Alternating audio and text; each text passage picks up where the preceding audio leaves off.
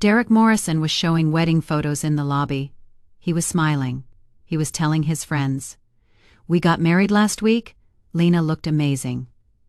I was watching from the glass window, right above us. In the ICU, Derek's mother was lying there, Dorothy Morrison, a 72-year-old woman, living hooked up to machines. Tubes were inserted into her throat. Her heart was barely beating, and her son was celebrating his wedding in the lobby, a wedding he hadn't even invited me to.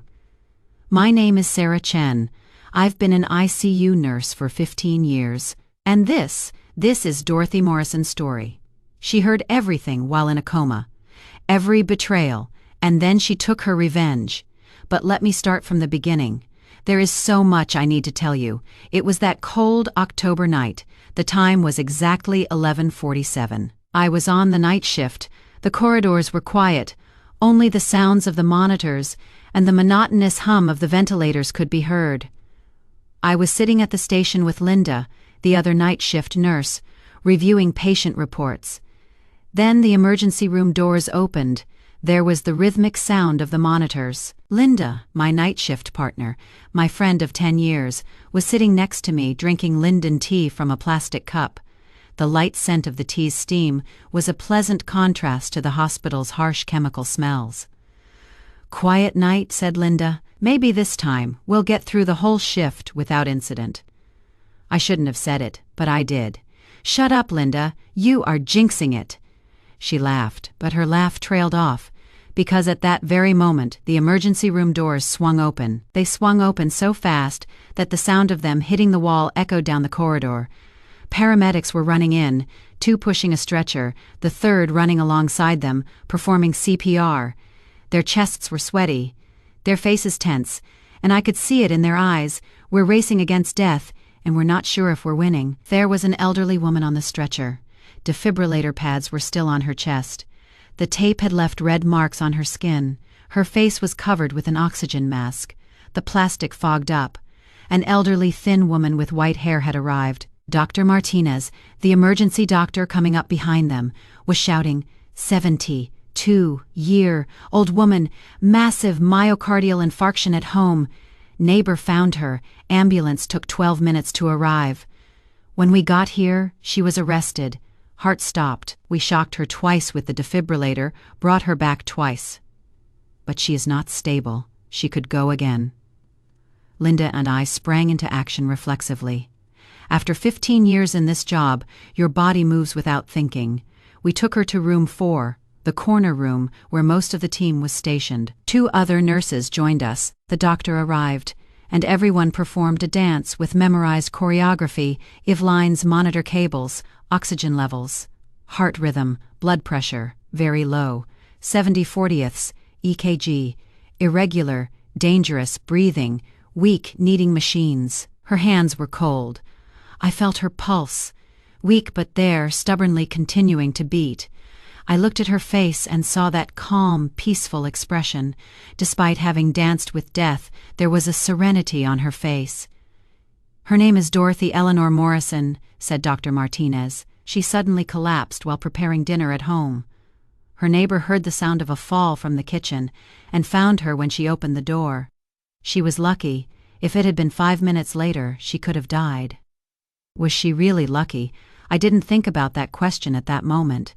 But in the days that followed, I would ask it over and over again. We stabilized Dorothy. Her heartbeat was still irregular, but the machines were now keeping her alive. The ventilator was breathing for her at regular intervals. The monitors were tracking everything. Her EKG fluctuated, stopped for a moment, then started again. But it stabilized. We did everything we could.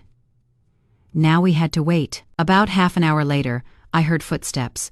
They were quick but not running. A man stopped at the door. He was in his mid-40s, maybe 45. He was well dressed. He wore a dark navy suit, a light blue shirt, and a loosened tie.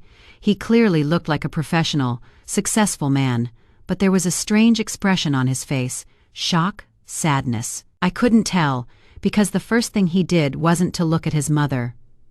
His eyes went straight to the monitors. He looked at her heart rate. He looked at her oxygen level. He looked at her blood pressure. He acted as if he were checking the performance of a stock. Then he turned to me. "I am Derek Morrison," he said.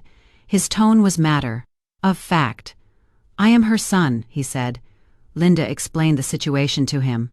"Your mother had a very serious heart attack, Mr. Morrison. Her heart stopped twice, and we were able to revive her both times. She is currently in critical condition. We will sedate her with medication to allow her heart to recover so her body can rest and focus on healing." Derek nodded. His first question was, "How long will it take?" Linda hesitated. "It could take a few days, maybe a week. We don't know exactly. It depends on his body." "I understand." Derek took his phone out of his pocket and looked at the screen. "I need to make a few phone calls outside. I have important business, but please keep me informed of his condition." He didn't touch his mother, he didn't hold her hand, he didn't stroke her hair. He just left. Linda and I looked at each other. I'd been doing this job for 15 years. I'd seen every kind of family reaction. People screaming, people fainting, people praying, people crying silently. But this coldness, this was strange. "Maybe he is in shock," Linda said. "People act strangely when they're in shock." "Maybe," I said, but a voice inside me said it was something else. As the night wore on, Derek paced the lobby incessantly. I could see him from the window. He was constantly on his cell phone. His gestures were tense, hurried. One call would end, another would begin. He never came inside to check on his mother. It was as if he was in a business meeting in the lobby, not with his family in intensive care. At 12:30 a.m., I saw him through the glass window. He was yelling at someone on the phone. I couldn't hear his voice, but it was obvious from his body language. She was raising her hand, shaking her head, angry, stressed. Something was wrong. At 2:47 p.m., another woman arrived. She was in her 40s, of medium height, a beautiful woman with brown hair. She was flustered. Her eyes were dark, her mascara was smudged, and her face was pale. She walked quickly down the hallway, out of breath. "I am Jessica Morrison," she said. "I am Dorothy's daughter. How is she? Please tell me." I gave her the same information. I told her her condition was critical. She would have to wait. Jessica started to cry. Tears silently wet her cheeks. "My mom. Oh God, my mom." She went into the room, went to the bedside. She held her hand. She stroked her hair. "Mommy, please hang in there," she whispered. "Please don't leave us." At least Jessica seemed genuinely upset. At least someone cared. Derek and Jessica met in the lobby. I passed by them while doing my third ICU round. I didn't want to hear it, but sometimes you do. Sometimes the walls are too thin. Sometimes the voices are too loud. "Did you call the life insurance company?" Derek's voice, low, urgent, but firm. Jessica hesitated. "Derek, we don't know what is going to happen. Maybe we should wait." "No, Jessica, you need to call now. There are procedures. There is paperwork. It takes time. We need to start now." My heart sank. While their mother was fighting for her life, they were talking about life insurance. When Linda came over, my face said it all. "I heard," she said quietly. "There are families like this every shift, Sarah.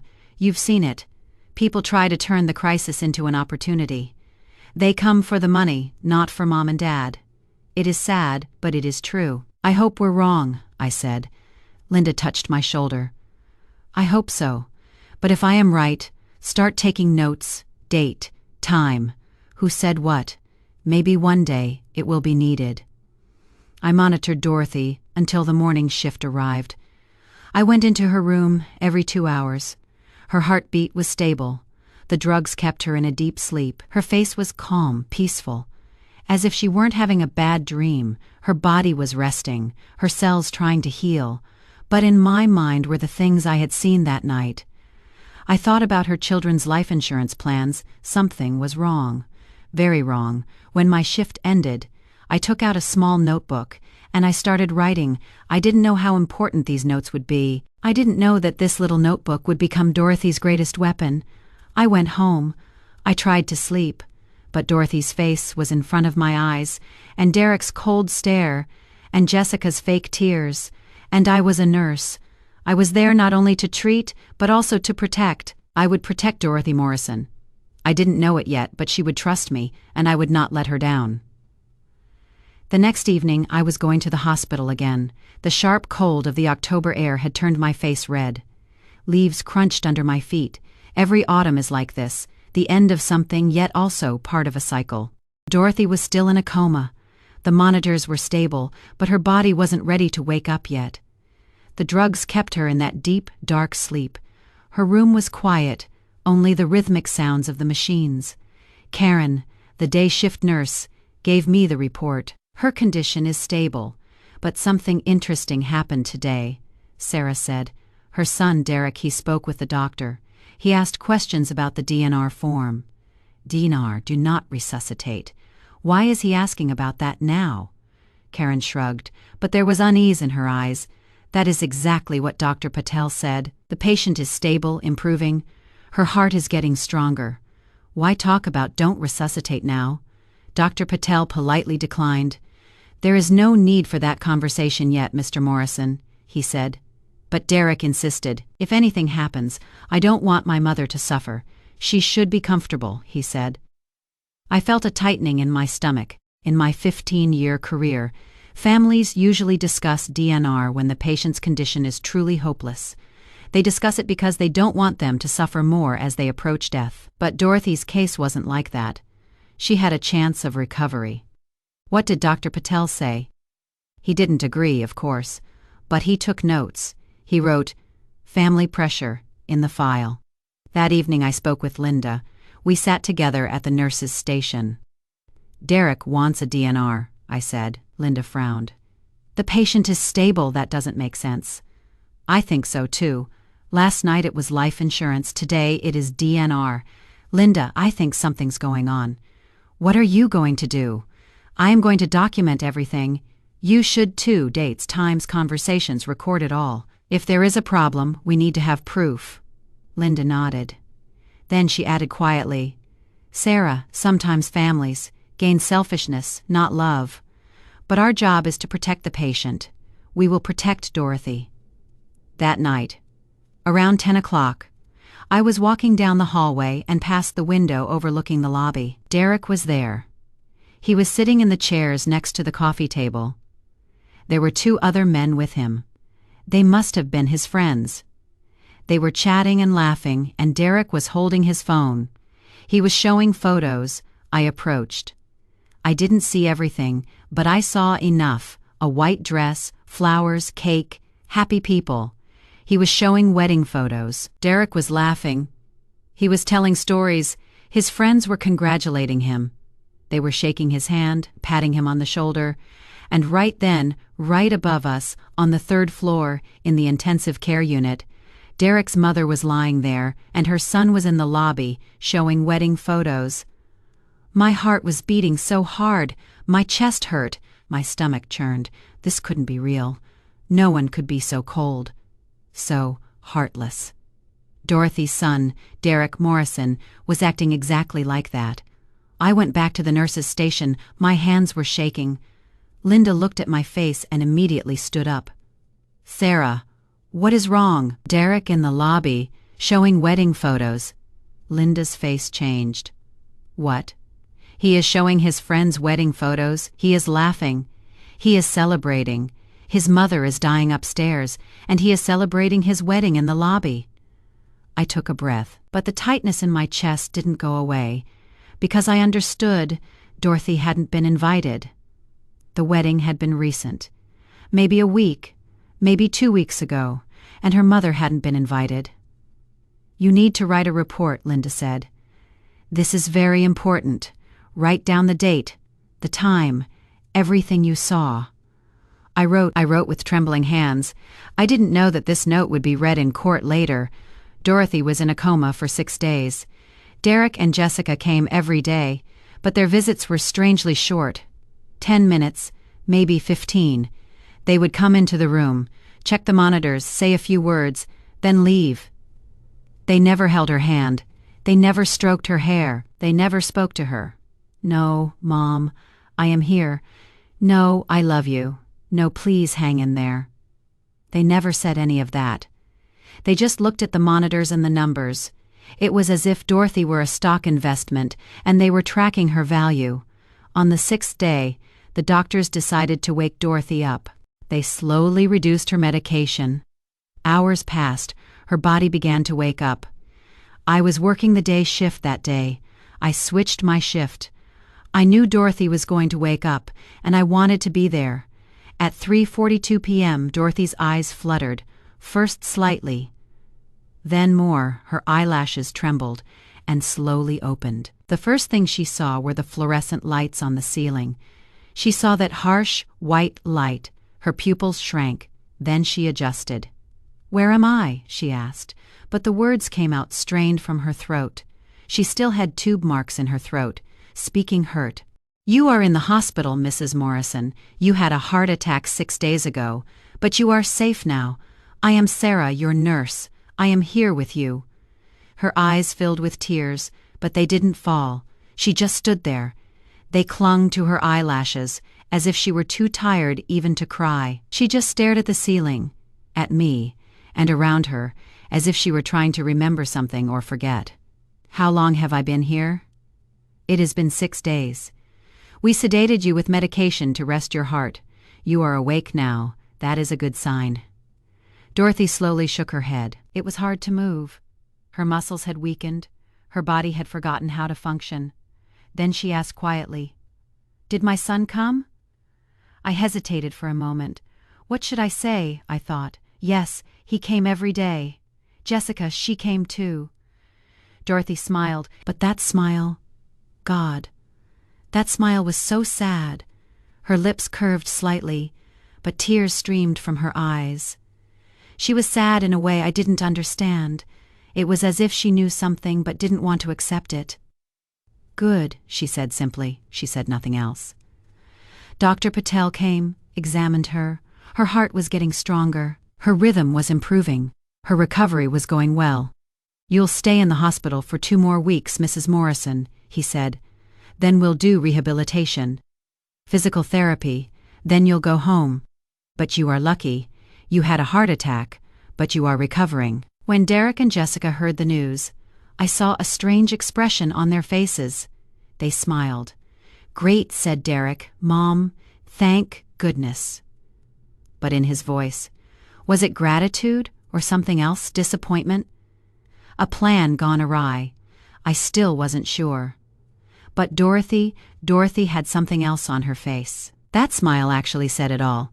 It was as if she had a secret, and she wasn't ready to tell it yet. 3 weeks passed. Dorothy grew stronger day by day.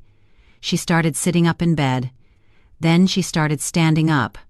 Then she started taking a few steps. Then she took short walks down the hallway. I am still her nurse. I take care of her every shift, and over time a sense of trust developed between us. Dorothy talks to me not just about medical issues, about life, about family, about pain. One day, after a rehabilitation session, we are sitting in her room. I am checking her vital signs. She is looking out the window. She quietly calls out to me. "Yes, Mrs. Morrison." "Please call me Dorothy." "Mrs. Morrison is too formal. You are like a friend." I smiled. "Okay, Dorothy, how are you feeling today?" "Physically, better. But," she paused. She bit her lip. "Sarah, can I tell you something? It must stay secret. No one else can know yet." I sat down next to her. "Of course, Dorothy. Go ahead." And Dorothy began to tell her story. "My name is Dorothy Eleanor Morrison. I am 72 years old. My husband Thomas died 7 years ago. He was a bicycle repairman. He had a small shop. He would open the shop early every morning and close late in the evening. His hands were always black from grease, but his heart was pure. We didn't make much money, but we were happy. We had a small house, 2 bedrooms, a plum tree in the garden. Thomas loved that tree. Every summer we made plum jam. He would wash the fruit, I would add the sugar. Our house smelled of plums every July. We had 2 children, Derek and Jessica. Derek is my son. He is 45 now. He was very smart and ambitious as a child. He always wanted big things. He didn't want his father's bicycle shop. Dad, I am going to do big things, he would say. I am going to start a company in Silicon Valley. I am going to be a millionaire. Thomas was proud. Our son has dreams. Derek went to college and studied business. Then he started 3 different startups. The first one collapsed in 2 years. The second one went under in a year. The third one went bankrupt in 6 months. Each time he came to us asking for money. Dad, I need one more investment. This time, it will work. Thomas always gave him money. I did too. He got married twice. He got divorced twice. Alimony, lawyer fees, we paid for everything. Jessica is my daughter. She is 42. She is a real estate agent. When the market is good, she makes money. When it is bad, she comes to us. She has credit card debt. She is paying off a car loan. She is paying off a mortgage. There was always something, Mom, just this once. I'll take care of it later, she would say. But she never did. After Thomas died, they came more often. Mom, you are alone. Let us help you, they said. But they didn't come to help Sarah. They came for money. I gave them $120,000 over 7 years. She paused. Her eyes filled. This time, tears fell. I gave them $120,000, Thomas's life insurance. I gave them my retirement savings. I put my house up for a mortgage. I gave them everything. Because I am a stupid mother, Sarah. Because I thought family would look out for each other. I thought blood was thicker than water. I held her hand. It was cold, like bone. Dorothy. 3 years ago, Derek called. Mom, I met someone, he said. He was happy. You could tell by his voice. Her name is Lena. She is a real estate agent. She is an incredible woman. Smart, beautiful, and ambitious. I was happy for him. I wanted Derek to be happy. After 2 failed marriages, I thought he had finally found the right person. 6 months later, they got engaged. Derek told me on the phone, Mom, we're getting married next summer. It is going to be a wonderful wedding. I started preparing right away. I went dress shopping. I found a modest dress. I bought it for $200. I started saving money for a wedding gift. My goal was $1,000. Derek always struggled financially, so I thought maybe I could help with the wedding expenses. But months passed. Derek didn't mention wedding plans. When I asked, he said, We haven't decided yet, Mom. We'll let you know. Then I realized. Jessica visited one day and accidentally said, Derek's wedding is coming up. I am so excited. I looked at dresses. When? I asked. Jessica's face changed. I don't know exactly. Didn't Derek tell you? Derek hadn't told me anything. Dorothy's voice softened. She paused, took a breath, and continued. That evening I called Derek. Son, when is the wedding? I need to make plans. There was a long silence. Then Derek said, Mom, Lena, and I are having a small ceremony. Only our close friends will be there. The families won't be there. You understand, right? My heart stopped, Sarah. I asked as if my ears weren't working. The families won't be there? Lena wants a stress-free day. You know how complicated big family gatherings can be. There will only be 10 or 15 people. But Derek, I am your mother. Mom, please be understanding. This is our day. It has to be the way Lena wants it. If you want, we can celebrate another time. He hung up the phone. I cried. Sarah, I cried a lot that night. Dorothy looks out the window. The sun is setting, the sky turning orange and pink. It is a beautiful view, but there is no beauty in Dorothy's eyes, only pain. After crying that night, I made up my mind. Enough is enough. I won't give them any more money, but I also told myself, maybe they're right. Maybe they don't want an old mother at their wedding. Maybe that is how modern weddings are. I tried to convince myself, Sarah, because accepting it was too painful. 2 weeks later, I found out about the wedding day on social media. Her voice trembled. Her hands clenched into fists, then relaxed. She took a breath and continued. Jessica's friend, a woman named Emily, I don't even know her, shared a photo on Facebook. Derek was wearing a white suit. Lena was wearing a wedding dress. It looked long, white, and expensive. The photo was taken at a big restaurant. She wrote underneath, "Amazing wedding. Best wishes to Derek and Lena." I looked at the photo, and I started counting. I counted the people. There weren't 15, there were 70, maybe 80 people. Jessica was there, in a beautiful dress, her hair up, wearing makeup. My cousins were there, Martha and Helen. I hadn't seen them in years, but they were there. Derek's former business partners were there. His college friends were there. Lena's family, her mom, dad, siblings. Everyone was there. Only I wasn't there. Mom wasn't there, Sarah, Derek said. Just close friends, he lied. There were 80 people, but Mom wasn't there. For 3 years, I sent Derek $1,000 a month. I sent him a total of $3,000. I paid his rent. I stocked his fridge. I paid his electricity bill. I had his car repaired when it broke down. I even gave him money for his second wedding, and he didn't even invite me to his wedding. I found out on social media, Sarah on social media. There was silence. The ventilator hummed in the hallway. Outside, an ambulance siren wailed, then faded away. I cried a lot that night, Dorothy says. Then I decided, never again. Not another penny for them, but fate had other plans. 2 weeks later, I had a heart attack. That day, I was preparing dinner. It was Tuesday. I always make chicken stir. Fry on Tuesdays. It was Thomas's favorite. I've gotten used to living alone, but sometimes I like to cook for him. It makes me feel like he is still with me. In the kitchen, music was playing on that little radio. I was chopping vegetables, and for a moment I forget. I am alone. I put the chicken in the pan. I chopped the onions. Then I felt a heaviness in my chest. At first, I thought it was a digestive problem. It felt like someone had placed a heavy book on my chest. But then it got heavier. It felt like an elephant was sitting on my chest. Then I couldn't breathe. I tried to inhale air, but it wouldn't come. My lungs were as hard as stone. I was panicking and scared. There was such pain in my chest. It felt like someone had stabbed me with a knife. I fell to the floor. My head hit the kitchen cabinet. I heard a loud thud. Then the cold floor touched my face. The last thing I saw was the kitchen ceiling. That old white ceiling, with a small crack in the corner that had been there for years. I always thought I should get that fixed, but I never did.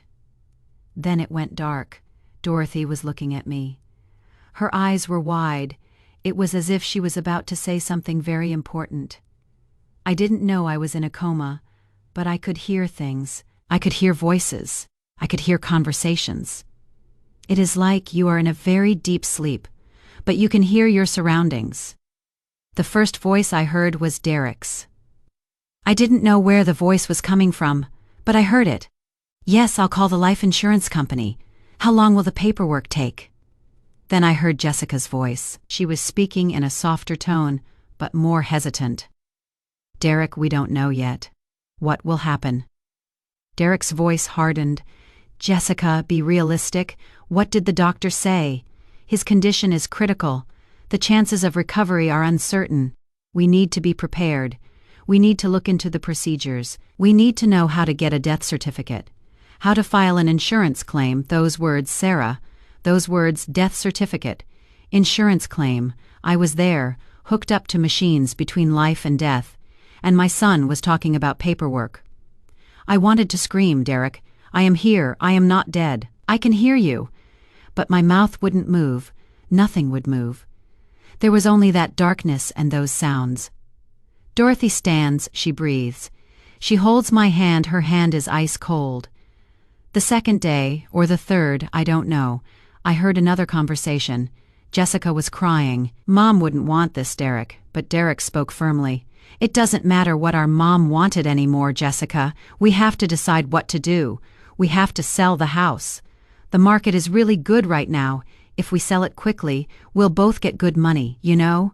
You are a real estate agent. How much are houses going for in this neighborhood?" Jessica hesitated. "Mom's house, maybe it is worth $280,000, or maybe $300,000. But Derek, isn't it too early for this? Too early, Jessica, wake up. Now is the time. If my mom gets better, she'll go to a nursing home. Nursing homes are very expensive. We have to sell the house so she gets money, and we get money. If she doesn't get better, either way, we have to sell the house. What are we waiting for? Jessica replied quietly. You are right, but this situation makes me uneasy. No one will think we're rushing. We're just being realistic. We're being responsible. We're planning for Mom's future. That is a lie, Sarah. A lie. They weren't planning for my future. They were planning for their own pockets. On the 4th or 5th day, the doctor came. Derek spoke with him. Derek asked, Doctor, if my mother has another heart attack, what would your intervention be? Doctor, of course we would try to resuscitate her. But doctor, my mother is in so much pain. Her heart has stopped twice. Maybe it would be more merciful to let her go. Can we fill out a do not resuscitate form? The doctor was taken aback. You could tell by his voice. Mr. Morrison, your mother is stable right now. Her heart is getting stronger. It is too early to make that decision, Derek insisted. But if something happens, I don't want to put her through torture. The doctor spoke in a stern tone.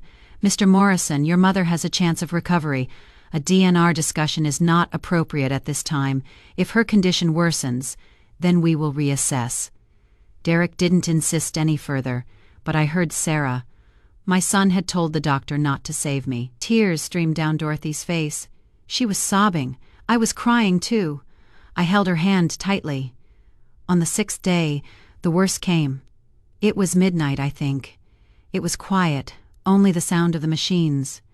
Then I heard voices talking. It was coming from far away, from the lobby, from the hallway. I don't know. It was Derek's voice. He was laughing. He was really laughing, Sarah. Lena looked great last week. Her dress was perfect. It was a small ceremony, but I think it was very beautiful. Big events are so stressful. There were other voices, too. Men's voices. Congratulations, buddy. Where did you go on your honeymoon? You got yourself a great woman. Derek was laughing as he talked. We went to Maui. We had a week's vacation. It was perfect. I was lying up there, Sarah. The machines were breathing for me. My heart was barely beating. Tubes in my throat, needles in my arm, pain everywhere. And my son was in the lobby talking about his wedding, talking about his honeymoon, talking about the wedding he didn't even invite me to. In that moment, in my deep sleep, in that dark room, something died. Motherly love? Hope? I don't know. And something else took its place, determination. Not anger. Anger is too simple an emotion, something deeper, a sense of justice, a sense of right. At that moment I made up my mind, Sarah. When I opened my eyes, I would do something. I would teach them the lesson of their lives. At the end of the 6th day, I opened my eyes. The first thing I saw was you, Sarah. Your gentle face was right in front of me, and I felt that you were different. When Derek came, I smiled. My son, I said in a weak voice. But inside, I was thinking, I know you now. I've seen your true face. When Jessica came, she cried, Mom, I was so scared, she said. But I knew why she was scared. Was she scared the house couldn't be sold, that the money would be gone? I didn't say anything to them. I just smiled. I acted like a weak, sick mother. But in my mind, I was making plans. Every day, every hour, I was making plans. Because I had learned people show whether they truly love you or not in times of crisis. They show it not with words but with actions. And my children showed it with their actions. They don't love me, they love my money, so I decided, I'll show them. Those without love will be left without money. Dorothy looked at me. There were no tears in her eyes anymore, only determination. Sarah, I'm going to tell you a secret that no one else knows. But first, promise me, will you help me? Will you help me find justice? I held her hand tightly. I promise, Dorothy, no matter what, I'll be by your side. Dorothy smiled. This time it was a real smile. Then listen, Sarah, because now I'll tell you, I am not just a retired secretary, and Derek and Jessica made a huge mistake because they thought I was dead, but I heard everything, every word, every betrayal. After talking to Dorothy that night, I went back to the nurse's station. Linda was there, writing patient reports. "Linda," I said quietly. "Dorothy heard everything while she was in a coma." Linda dropped her pen. "What? Everything?" Derek's insurance talk. The plans to sell the house, the DNR talk, and the wedding photos. Linda's face turned pale. "And Linda, Dorothy is planning something big." She asked me for help. "What is she going to do?" "I don't know yet. But I'll find out tomorrow, because tomorrow she is going to tell me a secret, and I think everything will change." Linda stood up and came over to me. "Sarah, if Dorothy wants help, help her. She is a good woman, not the children. We're nurses. We don't just treat. We protect. We'll protect Dorothy." I went home that night but couldn't sleep. And I wondered, what was Dorothy's secret? What was she planning? I would find out the next day. And when I did, I would be shocked. The next afternoon, Dorothy called me into her room. I closed the door. I sat down next to her. She had that determined look on her face. But this time, there was excitement too. She was like a little girl about to make a surprise. "Sarah," she said, a strange joy in her voice, "remember I told you I'd tell you a secret. Are you ready? Because this secret will change everything." "I am ready, Dorothy. I am listening." Dorothy took a deep breath. Then she began to tell her story. 20 years ago, I had an uncle who lived in Montana. Uncle Albert. He was my father's brother. He never married, never had children. He was a lonely man, but he was happy. He had a large piece of land, 300 acres, mountains, forests, a stream running through the middle. I visited once when I was a child. It was so beautiful, Sarah. It was like a dream. Deer would come into the garden. Eagles would fly in the sky. When Uncle Albert died, I was 30. He left the land to me in his will. I don't even know if Derek and Jessica knew Uncle Albert. They were very young. And I had left Montana years ago. Thomas and I didn't know what to do. Montana was so far away, the land needed maintenance. There were taxes, but we didn't want to sell it either. Uncle Albert's spirit was there. So we just left it. We paid the taxes every year. The land sat there for 20 years, a forgotten inheritance. Until 5 years ago, when a phone call came. Dorothy paused, looked out the window. Then she turned to me, a sparkle in her eyes. It was a company representative on the phone. "Mrs. Morrison," he said, "this is Marcus Webb from Terra Mining Company. We'd like to talk about your land in Montana." I was surprised. No one had cared about that land for 20 years. "We've done geological research in the area," he said, "and we've discovered rare minerals on your land, rare earth elements, materials used in technology, phones, computers, electric cars, very valuable." My heart started racing. "We don't want to buy your land, Mrs. Morrison, but we want to lease it. We want to make a 15-year contract. We'll extract the minerals, finish our work, and return the land to you clean. We'll make annual payments to you." "How much?" I asked.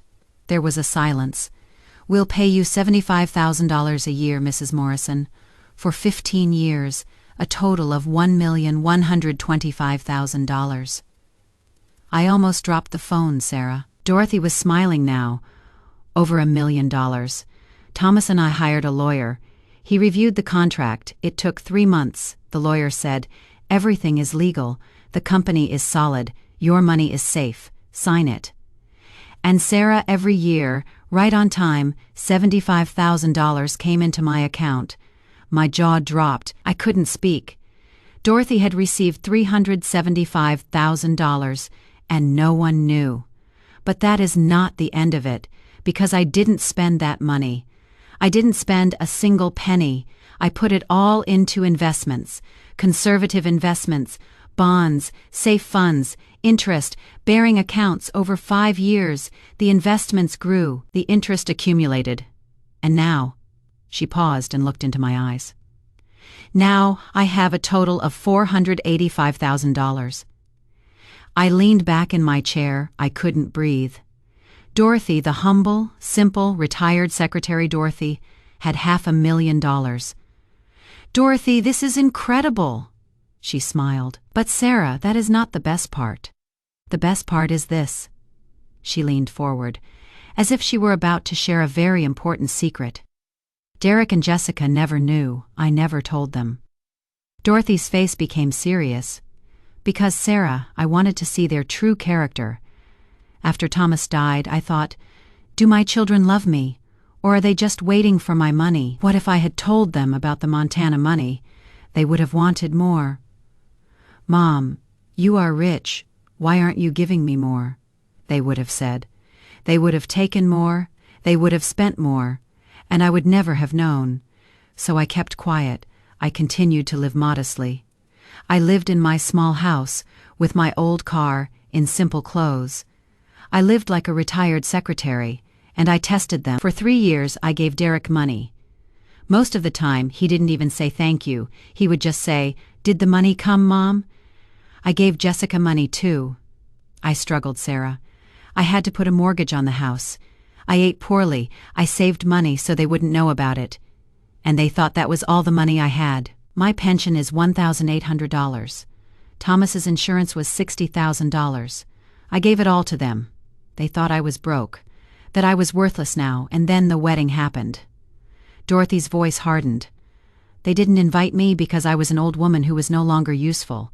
They drained me of my money. Then they discarded me. And at that moment, Sarah, in that dark room, I decided, the game is over. I am going to teach them the biggest lesson of their lives." Dorothy pulled an envelope from her bed. She handed it to me. "This is a copy of my Montana contract, and I have my bank statements. There is $485,000. It is all in my name. Everything is legal." I opened the envelope. The documents were there. There was the Terra Mining Company contract. There was the Bank of America account statement. Balance $485,247. There was the investment portfolio report. Total value $477,247. This is absolutely real. And Sarah, now I'll tell you what I want to do. At that moment, she looked not like a sick woman but like a queen, determined, powerful, invincible. "I am going to change my will. I am going to donate everything to a foundation for heart patients, a foundation set up for people without money, just like me. But for people whose children aren't like my children, I'll leave Derek $1 to Jessica, because legally I have to leave something, but only $1. And the reason will be stated in the will as follows: because during my medical crisis, they showed more interest in my death than in my recovery, and because they excluded me from the important moments of their lives while receiving my financial support." I held my breath. This was incredible. Dorothy wasn't just taking revenge. She was making a statement. She was teaching a lesson. "You need a lawyer to do this, and you need witnesses." "I know. That is why I called social services. A woman named Jennifer came yesterday. I talked to her. She'll arrange a lawyer. I want you and Linda to be witnesses. I know you both. I trust you both. You both saw everything, Sarah. You took notes, right dates, times. Everything is in my notes. The wedding photos in the lobby, the DNR conversation, the insurance call, it is all there. Because if Derek and Jessica contest the will, those notes will be evidence. Hospital documentation, nurse reports, social services records, all together, they'll show their true character. You know, Sarah, people say money doesn't buy happiness. They're right. Money doesn't buy happiness. But money reveals something. It reveals people's true faces. When I didn't have the Montana money, Derek and Jessica would visit me. They were nice, but they always had a request. There was always a problem. They always needed money. If they had known about the Montana money, it would have been worse. They would have wanted more. Maybe they would have taken it by force. Maybe they would have put me in a nursing home. They would have controlled my money, so I tested them. And they failed. Now it is time to find out the results. The next day, at exactly 2 o'clock, attorney Mr. Richardson arrived. He had documents in his black briefcase. We were in Dorothy's room, the door closed. We had put a "Do Not Disturb" sign outside. She was sitting up in bed, her hair combed, light makeup on her face. For the first time, I saw her looking so strong, not sick, but like a fighter. Mr. Richardson spread his documents on the table. Dorothy, this is your last chance to change your mind. Once you sign, this will be legally binding. Are you sure? Dorothy was determined. Mr. Richardson, I've never been more sure of anything in my life. I, Dorothy Eleanor Morrison, being of sound mind and free will, hereby make my will as follows. The room was silent, only Mr. Richardson's voice echoed. Cold, formal, merciless. Do you have proof? Yes, said Dorothy. She looked at me. Sarah, I took out my little notebook. I handed it to Mr. Richardson. He turned the pages, he read. This is very detailed.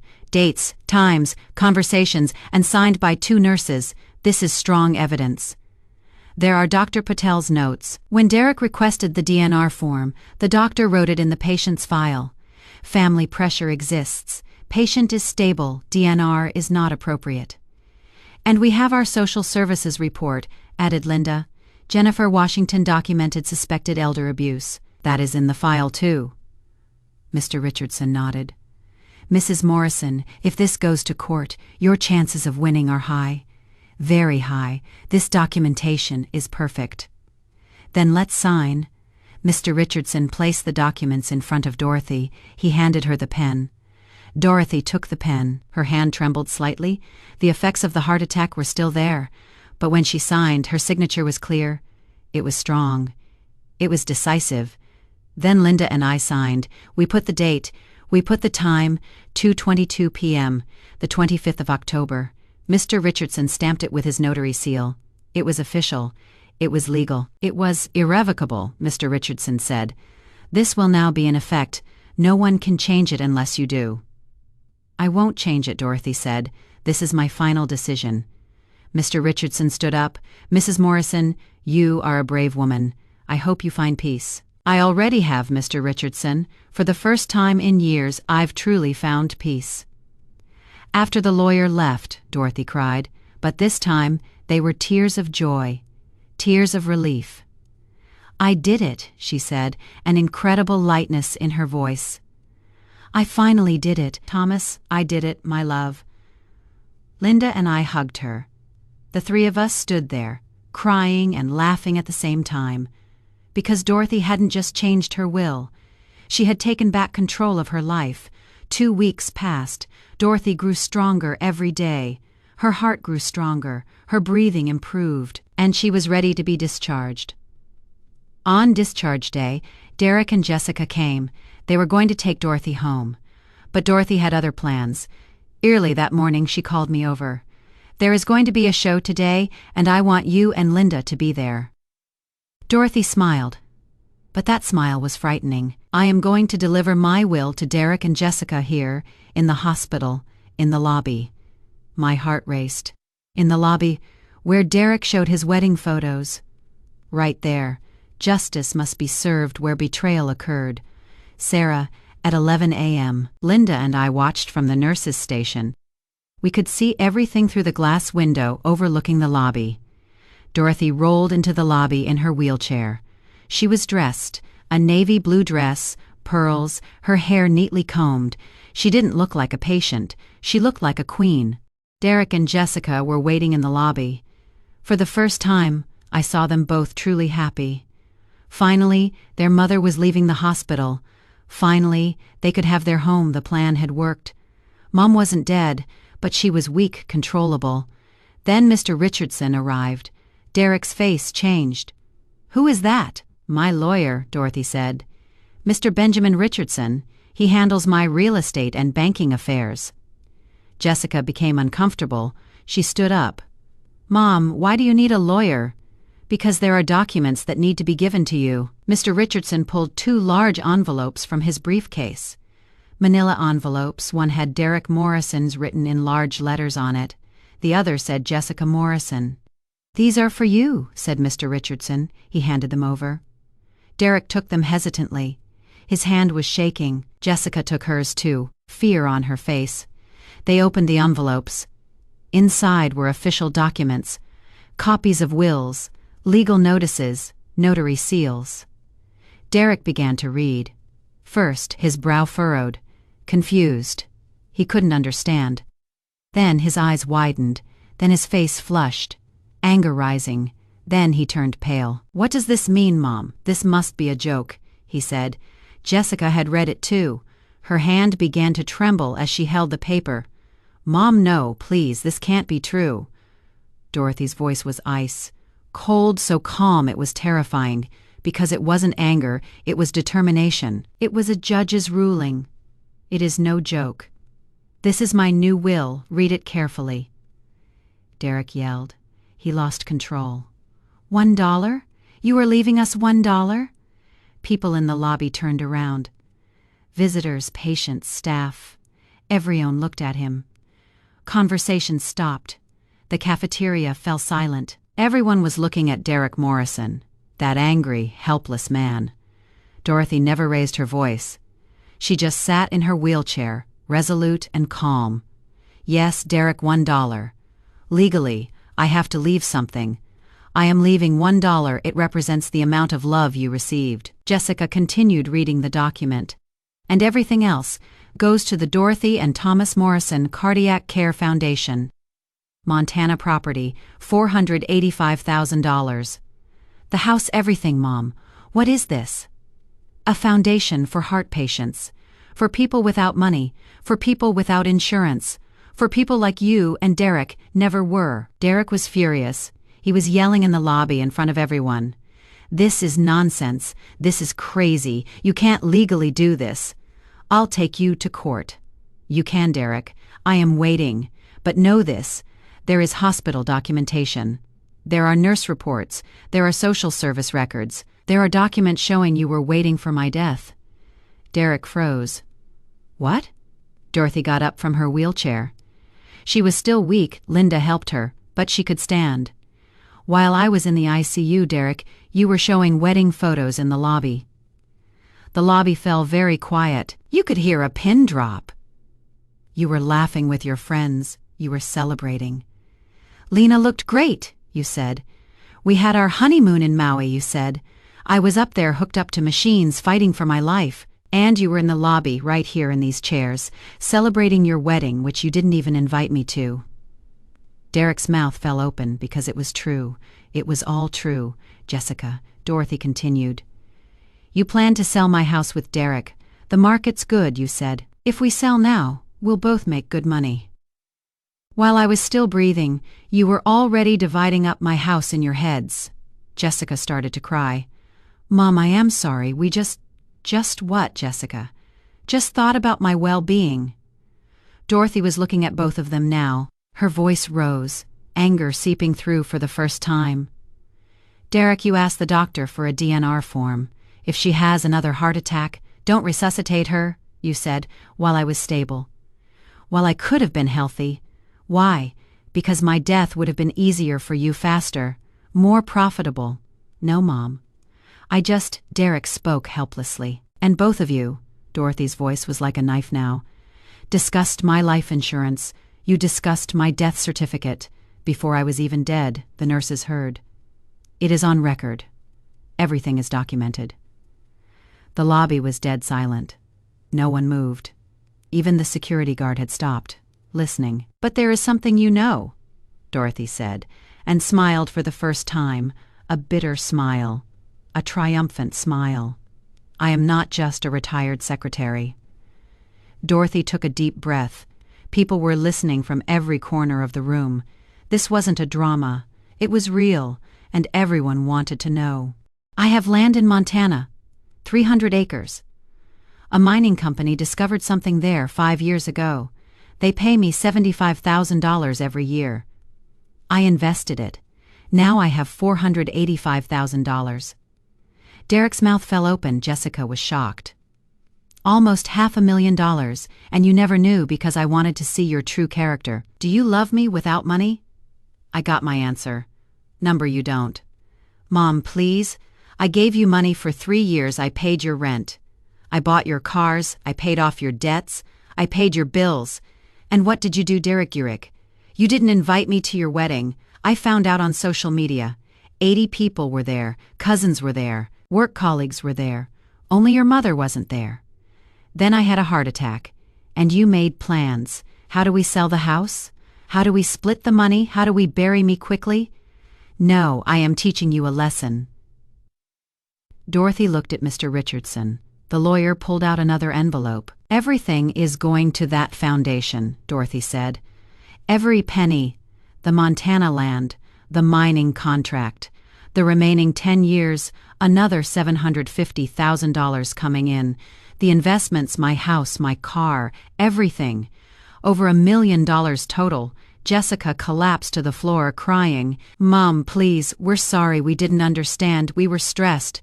"You weren't stressed, Jessica. You were opportunistic, and now you've lost that opportunity." Derek threatened. "I'll take this to court. I'll contest this will." "Go ahead, Derek, I'll wait. You can contest it, but all of this will be read in court. Everyone will know. Your name will be tarnished, and you will still lose the case, your money, and your honor." Derek and Jessica looked at each other. It was over. "Now both of you leave, and don't come back. You are no longer my children. I am no longer your mother. And that is how it will stay." Jessica sobbed and begged, "Mom, please forgive us." But Dorothy turned her head away. "It is time to go." Derek and Jessica left the lobby. Slowly defeated, they didn't even look back. The lobby fell silent for a moment. Then an old woman began to clap. Then another. Then another. And then the entire lobby was applauding. Dorothy sat there, tears streamed down her cheeks, but she was smiling. That day, Dorothy was discharged from the hospital, but she didn't go home. She went to assisted living, a beautiful, well-kept place called Riverside Gardens, a quiet building by the river, among the trees. It would cost $4,000 a month. It was expensive, but Dorothy had money now, her own money. I took her there. Linda came too. We settled her into her room. It was small but bright. The window looked out onto the garden. There was a single bed, a comfortable chair, and a small kitchenette. "Now I won't be alone in that big house," Dorothy said. "What about Derek and Jessica?" I asked. I didn't want to ask, but I was curious. Dorothy's face hardened. "There is nothing I can do for them. I gave them a chance. They made their choices. Now they'll have to live with the consequences." A week later, I heard the news. Derek and Jessica had contested the will. They hired a lawyer. They went to court. But they didn't succeed. Dorothy lived at Riverside Gardens for 6 years. Every week she would volunteer at the foundation. She would talk to the patients. "I had a heart attack too," she would say, "but I recovered. You will recover too. And when you do, you will find your real family. You will find people who love you." Dorothy's money seemed to never run out because the Montana contract was still in effect. Every year, $75,000 came in, and interest came in, donations came in. People donated when they heard Dorothy's story. The foundation became rich. It became powerful. It became permanent. Dorothy made friends at Riverside Gardens. Derek and Jessica never showed up again. They never called. They never visited. They didn't send cards on birthdays. They weren't family at Christmas. Dorothy didn't care. "I miss them for years," she told me one day. "But I don't miss them anymore because love cannot be won." Sided, I loved them, but they didn't love me. Now I've let go of both. I am free. Dorothy died at the age of 78. She died peacefully in her sleep on a beautiful May morning. Beatrice found her. She knocked on her door to go to breakfast. Got no answer. The staff opened it. Dorothy was lying in her bed. Calm. Peaceful. Her eyes were closed. There was a slight smile on her face. The doctor said her heart stopped. There was no pain, no suffering. It just stopped. An aged heart, tired. It wanted to rest, and it stopped. She had gone the best way. "My name is Sarah Chen. I am an ICU nurse with 18 years of experience. I told this story because it should not be forgotten. Dorothy's story should not be forgotten. But this is not just a story, it is a lesson. For you, for me, for all of us. Dorothy did it. And she died happy. I am a nurse. I see death every day. And let me tell you, few people die happy. Because most people spend their lives on the wrong people. People who don't love them. People who don't value them. Dorothy died surrounded by people who valued her. and she died peacefully. If you want to die that way, start now. Look at your life. Who truly loves you, who truly cares about you for who you are, even if you have no money. Find those people, hold on to them, and the rest, let go. Hearts can be broken, but souls cannot be broken. If you don't want to be broken, Dorothy didn't want to, and she wasn't broken. Don't be broken either. Write your story, make your choices. And remember, family is not blood, it is heart.